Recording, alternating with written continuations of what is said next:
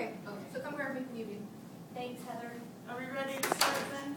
Okay, I'm Debi Warford, and I am a graphic designer. Yay! I know, it feels like, it's one of those kind of meetings. And I'm not recovering from that. This is it. This is what I'm doing. I'm here to talk about why you should use a cover artist for your book, for your cover mostly, but we do other things too. So, first thing you want to do is figure out what makes a good cover.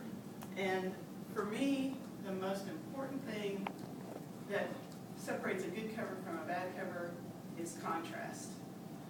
Are any of you quilters or sewers or anything? So do you have one of those little red squares that you use to match the colors? Basically what it does is it takes all the color away and lets you know whether you have contrast between your. That's the same thing you want to do with a book, sort of. This is the bane of my existence. This is my inspiration. This book was published in the 90s sometimes. It was a great book.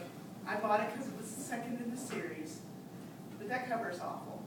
That's like the worst cover I've ever seen. You can't read the author's name. Everything's kind of a jumble. It's a lovely illustration, but it's far too saturated in color.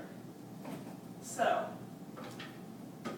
here's what we were, one of the first things we learned in design school was if you're not sure whether you have enough contrast, print it out in black and white.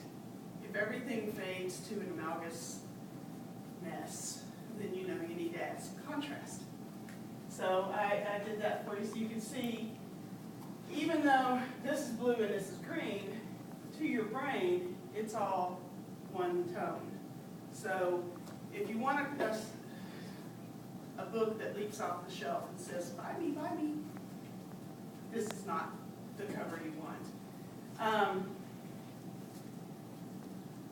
The second thing that makes a really good book cover is what we call, well, what Hallie and Greg and I call the Z factor.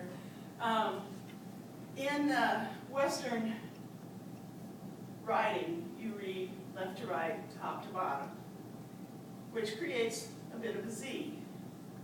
And what you want on your cover is to do the same thing visually with your images. If that happens, even if the reader doesn't know what's happening, they know, they're drawn to that book because it's the way things are supposed to be, the way your brain is trained as a Western reader. Go ahead. I use this one as an example. This is a cover that I did for Hallie. And as you can see, you read across the title. There's a very strong Z line there bringing you down to the author's name. There's plenty of contrast. And I kind of think this is a good cover. So, what's that? It's kind of one of my favorites. Is it? It's kind of one of my favorites too. It was a lot of work into that one because you had to place each one of these bread packages separately and make sure that it looked like cars piled up and stuff. But yeah, it's one of my favorites. Okay, we can. Second, the third thing is you want to make sure that when you reduce it down to thumbnail size, you can still tell what's going on. When you look on Amazon, if you want to, there's a lot of stuff competing for your attention. You want your cover to stand out among all the others at that small size. And so it's got to look good reduced for them to be able to, for them to want to click on it to make it, to see what it really looks like. That's kind of what draws them into looking at your book online. Okay, now this is just an example from a project I recently did. Betty Thomas Owens asked me to redesign her books. This is what they looked like before. Now these are 2 books in a series. They're not horrible covers. There's plenty of contrast, but her name is really small, and you can't. As an author, your name is your brand. They're on repeat purchases. They're going to look for your name. They may not know the title of the story that's next, but they're going to remember your name if you do things right. So you want your name to be up there. Plus, this is book 1 and book 2 in a series. They don't look like they go to the same series.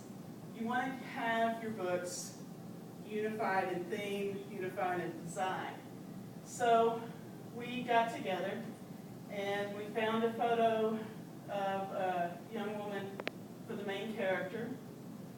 And this seems to tell more about the story. They look like 2 books in the same series because I've kept some thematic images, the castles, the girl, the same type of fonts for each title. So they've gone from a less effective covers to hopefully more effective covers, and hopefully she'll get more sales out of these. So, why use a cover artist rather than try to do it yourself? First thing is, you guys have a lot on your plate. I am so impressed by everything that the artists, or the writers rather, in KIW do. They write, go ahead, I'm sorry. Yeah, between writing, and editing, and formatting, and then going back and doing it again when you find out your story needs to change. You guys are like really busy. The more things you can delegate to someone else, the better. So that's a time saver. It's a brain saver. It's an anxiety saver. Secondly, cover artists have the training to do the job. I have a bachelor's of fine arts in graphic design. I went to schools for 3.5 years specifically to learn how to do graphic design, which included not just learning the technology that you need, but also learning traditional art theories and traditional art media. I had to take classes in every discipline of art in order to get my degree. I say had to, got to. And so we are generally graphic artists are well-rounded in what is visually pleasing, what is aesthetically correct, and that sort of thing. So we hopefully know what we're doing. And I'm doing this a bit on the fly, so go ahead. How can you help your cover artist do the best possible job of your cover? There's 3 different things, importantly. First, write a synopsis. And I know that's like telling me to write an artist statement. It's the hardest thing you have to do, is to tell about your book and sell your book. We're not writers, artists, we're not salesmen, generally. And it's hard. But it needs to be done for the artist to have a good idea of what your book is about. Describe your main characters as fully as possible. I'm a bit of a stickler. There's nothing worse than picking up a book with a blonde girl on the cover and the main character is brunette. It's, you just want to make sure that you have all your details, the ones that are really important to you, get to your cover artist so they can try and include everything that they need to include. Number 3, plan ahead. One of my favorite sayings is the last minute is my favorite one. I almost always say that with a very healthy dose of sarcasm. Give your artist plenty of time to do a really good job. We don't want anything slapped together. I think Hallie, we've worked, sometimes 2-3 months on a cover before, trying to get it just exactly right, so, yeah, plan ahead. If your release date's in May, start planning, in February, maybe, I don't know. But give them plenty of time. Okay. And cover artists are not just cover artists. Generally speaking, like I'm a graphic designer, I do all sorts of things. I do for writer clients and I do for business clients, but there's a lot I can do for an author rather than just the cover. One of the first things I do is I create a logo of your name. This will go on pretty much all your books. The only difference on Hallie's books is that her cookbooks don't have this brand, but her romance novels do. Anything that gets your name more attention, that gets your name more recognizability, helps you sell books. So I try to get everyone a logo that brands them in the reader's mind. And then I can do chapter headings for the inside of your book. This is one that I did for not necessarily a cookbook. It's called the Real Food Ingredient Guide. It's a really good book though. So, and then promotional items. If you're going to do being an author as a business, you're going to end up having to do promotional stuff. Whether it's a con like this, whether it's book signings, whatever it is. We can do business cards, postcards, blog banners, even stuff like, these are not ones that I did, these here. These are from Calypso Masters, and it's an apron. And this one was a hand fan. It's a very popular hand fan. I'm not sure why. Okay.